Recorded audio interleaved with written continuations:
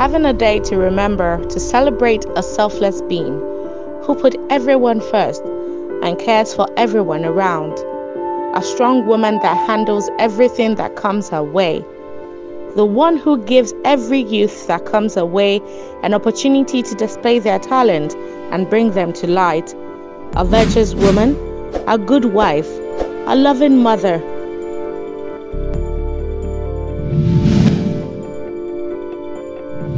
From all the cast and crew of Okoto the series, we wish you all the love your heart can hold, all the happiness a day can bring, and all the blessings a life can unfold. We thank you for your endless love and support. Happy birthday, Superwoman.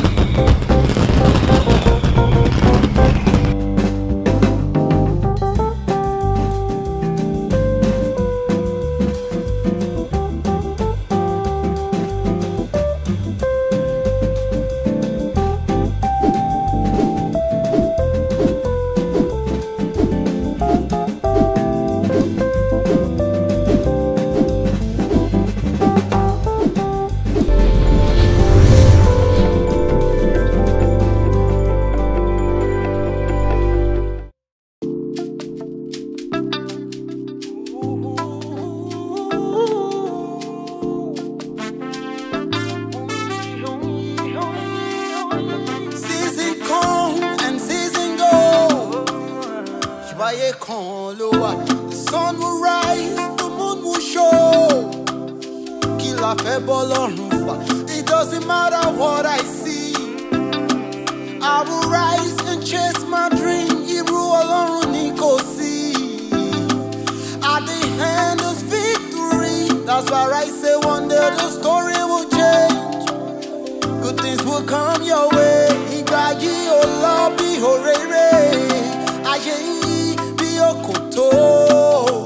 One day the story will change. Oh, good things will come your way.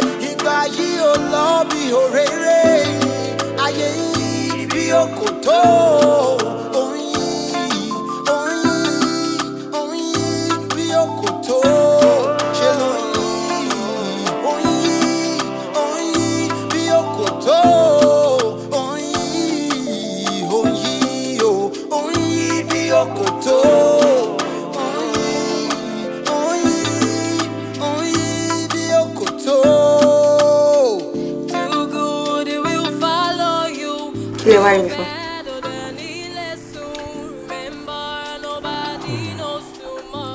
They say what you don't know doesn't kill you. Really? She got to me. What you don't know doesn't kill you. What about what I know?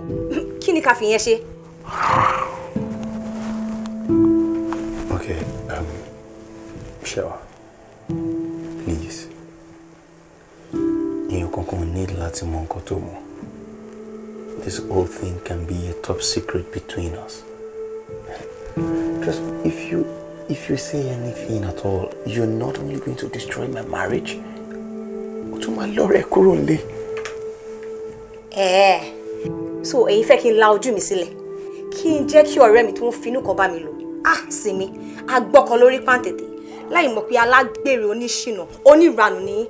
More bent on tesori bed ni, me one more penny leleni. Uncle Debola, only suit you.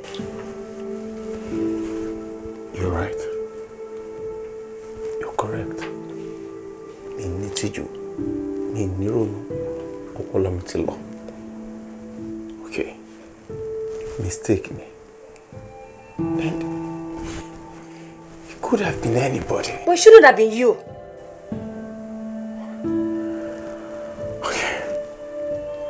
I regret it. And that's why I'm doing this. Sherry, any to a cabanic woba. Taba bani pueru, in coti oju erunri, on gogoloju imari. Oh. Okay. Bono, Jackie, explain. Kose koko ti mo fe gbo. E bota. E bo sita. àwọn aráalé mi kan gbọ́ kó tó ṣẹlẹ̀. So ẹ bọ́ síta. I understand. Ẹ bọ́ síta kúrò níbí báyìí. Okoto, Okoto. Oh yeah, something today, mommy, listen, give her, G-boy, so me, now you be sure boy. Oh yeah, sure boy, letter G-boy, this is look at me love work on you, G-boy, don't be fast but I be sweet boy, okay, and I rap like kick boy, kick boy, when I do the kick boy, you love it when you drop the beat, it's hit boy. If I did for you, sure you go there for me. Yes, I wanna give you all my love, and I wanna give you all my love. If I did for you, sure you go there for me. I want to give you all my love. I want to give you all my love. G-boy, G-boy, okay. My way back without the T-boy. I'm out of rhyme, but B-boy. The expect person. Right. How do you want this stuff flowing? I swear, but there's a light vibe here. Who is there? Who? Hello. VVIP. How are you? Fine. It's so nice to see you. Same here. Yeah. I got a Messiah FD store here. Might grab one or two things if you get. That's what I want to do before. Might just quickly do one.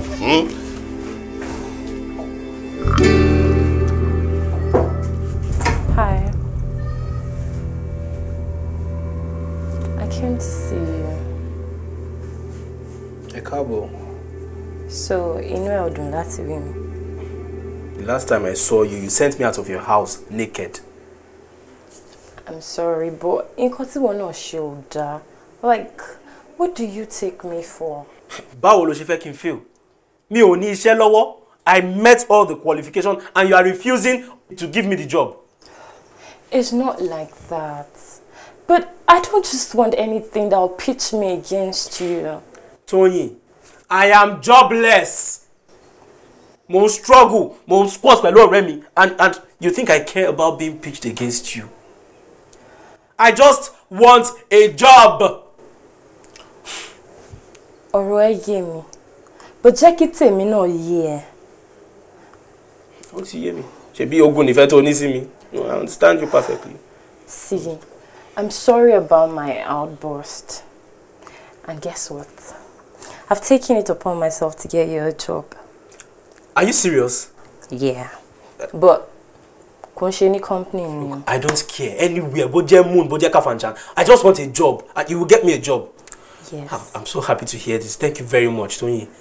And so, Nisi, Timothy Sobai, she was actually telling me, Lolensi, I have a surprise for you. I'm so happy. You know what? Let me just change. I'll join you. All right. Thank you very much. Tony, thank you so much. I love you. Yes. I show boy mo le jiwo báyìí. Omo. Now so I go get job like. Now so I go get job for this life, abi. Oluwa o ṣé o.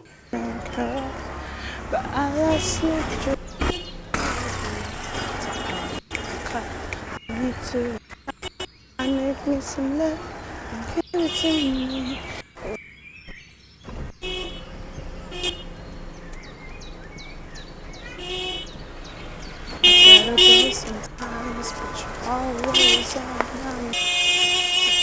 Like kilo day now. What's the meaning of all this? I'm sorry.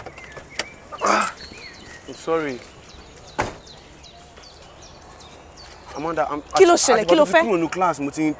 Can't you see my ears are plugged? Oh, okay. I'm sorry about that. Kilo fe, what is it? I would like Joshua, Damilola, I have things to do. Okay, I'd like to. Can I drop you? My friend, sir, I need the breeze, please. Hey, look, Amanda, please. I'd like to talk to you. More money privacy there. I need privacy. Sonkuro. Shimoto.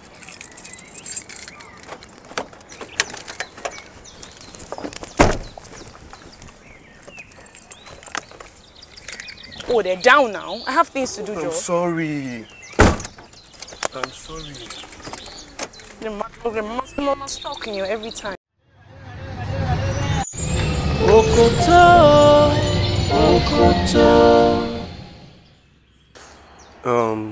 Amanda, mi ò mọ̀ tí mo yẹ ṣàlàyé kíní fún ẹ tó máa fi yé, but I feel there's a friction between our relationship. Excuse me?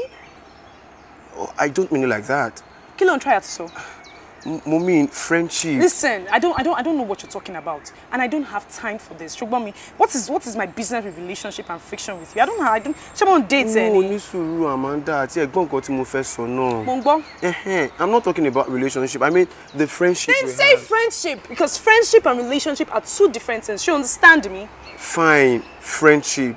But lẹ́nu ọjọ́ mẹ́ta yìí, mo notice pé ó ti cold sí mi mo. If there's anything I've done wrong, I'm ready to apologize. No, wait. Mo cold sí ẹ. Mo dẹ̀ dúró síbi tí mo ń bẹ̀ sọ̀rọ̀.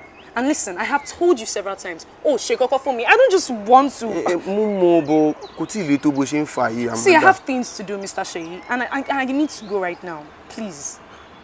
Wá tí ẹ ní sùúrù kò gbọ́ nǹkan tí mo fẹ́. Ṣé wàá wá ṣílẹ̀kùn mọ́tò? Mo fẹ́ mú báàgì mi jàre. Kí ni gbogbo ilé yìí? Amanda. Wá ṣílẹ̀kùn mọ́tò jàre. Oh, dẹ̀ wá ṣílẹ̀kùn náà. Amanda.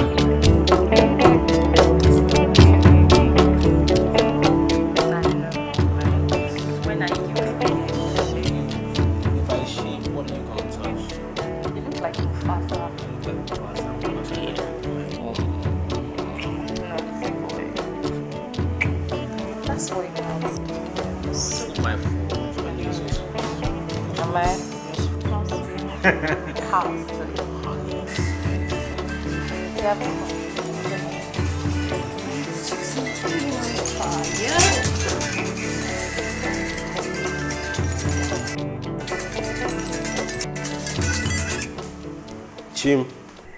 Hello, Kim. You're not pausing mad. Hi. One your mom go to. I've been out all day. Waka waka. Ṣó one lé. Mi ò sí nílé o. Mo sáré bá client run errand kan jọ. Ṣé o fẹ́ wá ni? Mike. No. Mo kàn miss ẹni mo ní kí n pè ẹ́. Ìgbà tí wọ́n ti yarí pé ò ní pè mí. Hi. Obìnrin. Ó dẹ̀ mọ̀ pé kì í ṣe bẹ́ẹ̀ yẹn o. Do you know what? I'm gonna find time and come say hello to you this week. I promise. You know I miss you too now. You miss me, you pè mí látàárọ̀. Oh yeah, cut. Let me call you back. I want to go and have my bath. I'll quit at about the All right there. I'll call you back. Oh God. I love you too. Oh, they feel me still in the kitchen látàárọ̀. Mo ṣàrí pé mo ṣe ń parí call ni. Oh, you miss me already? Anyways, that's over, sir. Amanda, my sister, sweet girl. I miss her so much. Oh, I'm sure she misses you too, but now I have you. Naughty boy. Sweet. What are you cooking out? You should get a shave. My beard I'm is shaved. serious. I need to eat something, really. No. You should get a shave. All right, anything you say. Today?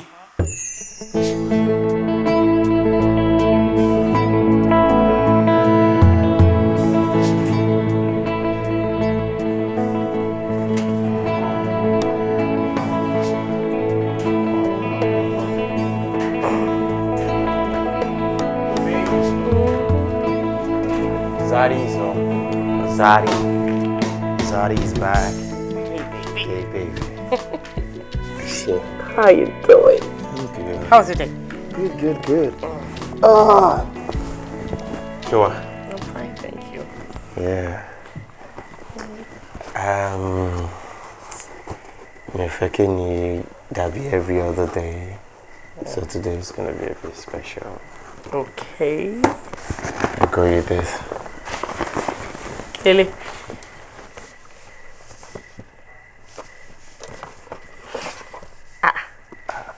Mọ̀mọ́ rẹ̀ tó ń ṣáná ni.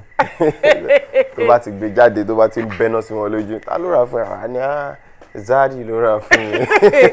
Debola, èní ò kí n ṣe birthday mi o. Kò matter. Okay, so mo gbọ́dọ̀ dúró lọ́jọ́ birthday kó tó di pé mo lè ra nǹkan fún ẹ. No, now, but kill and celebrate. No, we don't have to celebrate anything. Mo mọ̀ like silver. Kí ló ń sọ tí ó dá?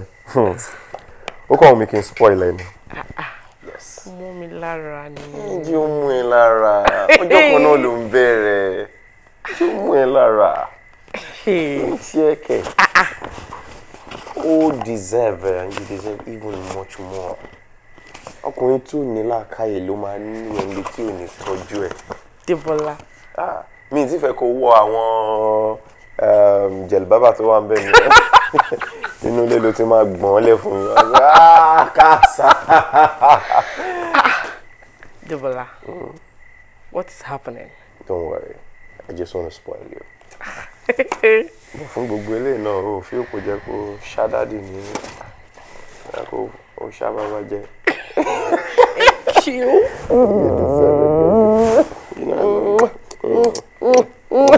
Thank you. Èjì yìí ni o ti kó ráìsì jẹ. Debola. Yeah. I don't trust you. I love you too. Thank you. This is so nice. Okoto, Okoto. Kí ni mo fi save nọ́mbà yìí o? Yé mi. Òun ni. Ó ti ń gan. Auntie Esther, ẹ káalẹ́. Ẹ ra ma.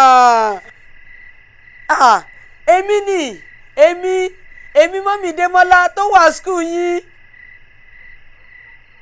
A dúpẹ́ àlàáfíà la wà. Ẹ ra ẹ̀yin náà ńkọ́ gbogbo lé ńkọ́. Ọlọ́run ṣeun. Dẹ́mọ́lá ló sọ fún mi, ó ní ẹ ti lọ s'Èkó. Ẹ wo àlàáfíà la wà. Dẹ́mọ́lá gan àlàáfíà ló wà. Ẹ pè mí wá mọ́ ti bàbá olórí burúkú yẹn bóyá òun wà lálàáfíà bóyá olúgbọ́n jíire bí òjìire kò sẹ́yìn tó kọ́ mi. Àwa ṣá wà lálàáfíà títí wa. Ẹ̀rà kọ́pà. Ẹ̀rà. Bẹ́ẹ̀ ni. Báwo wá ni àgbo tí mo fún yín yẹn nǹkan ṣó ń ṣiṣẹ́ dáadáa ṣó ń jí pérépérépéré? Ẹ wo ẹ tiẹ̀ má wọrí mo ní èyí tí mo ti bá yín kílẹ̀ tó jẹ́ pé tẹ́ bá gbẹ̀lú ra báyìí ọ̀nkú gan-an ọ̀wọ́n gan ara wọn máa kọ́ nígbà tẹ́ bá ṣe tán pẹ̀lú wọn ni. Ẹ ṣé o ẹ ṣé Aunty Esther ẹ bá ń kí gbogbo ilé ẹ bá ń kí gbogbo ará Èkó ẹ bá ń kí wọn o ẹ ṣé gan ẹ ṣé àwọn èèyàn rẹ o. Kọ́pà Esther inú mi dùn tí mo rí bá sọ̀rọ̀ lálẹ́ yìí.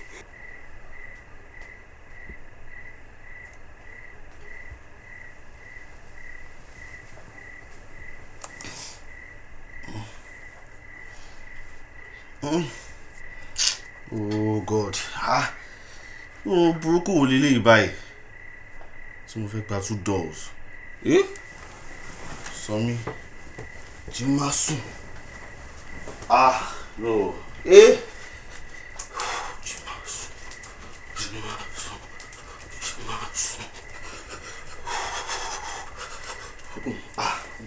Nǹkan tó bá gbà ni máa fún lálẹ́ yìí o.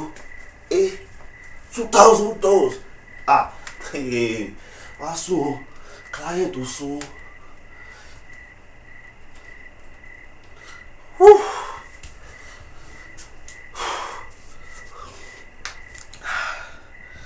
Ọmọ $2,000.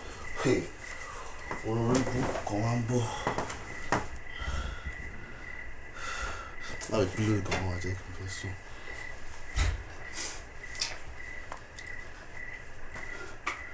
There's a drop message.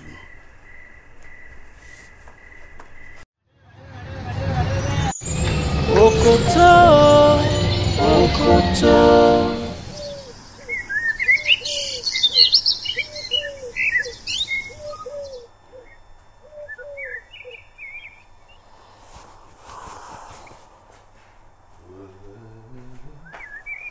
Open the eyes, Yeah. All right here.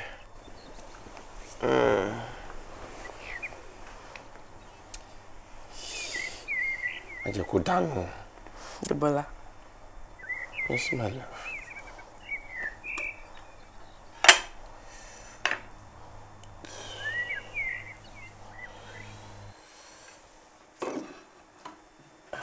Debola.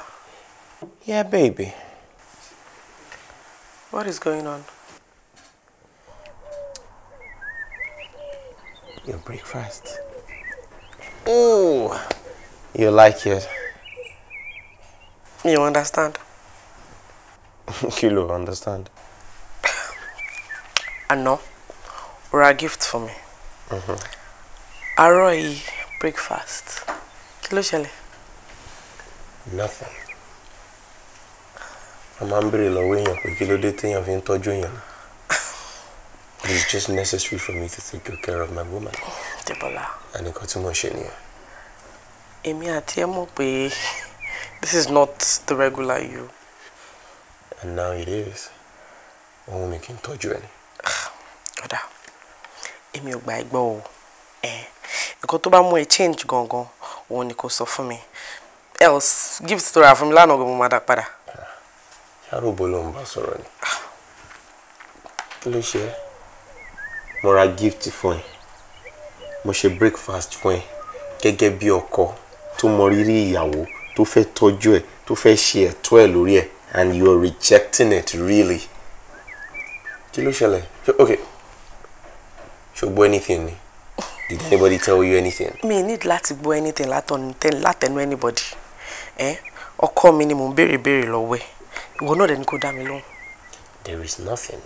Òun mi kì í tọ́jú ẹni and that's what I'm doing.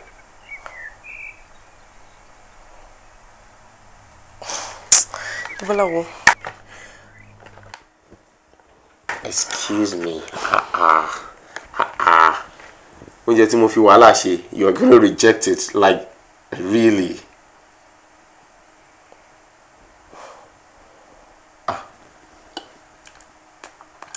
Aláǹtẹ̀rẹ̀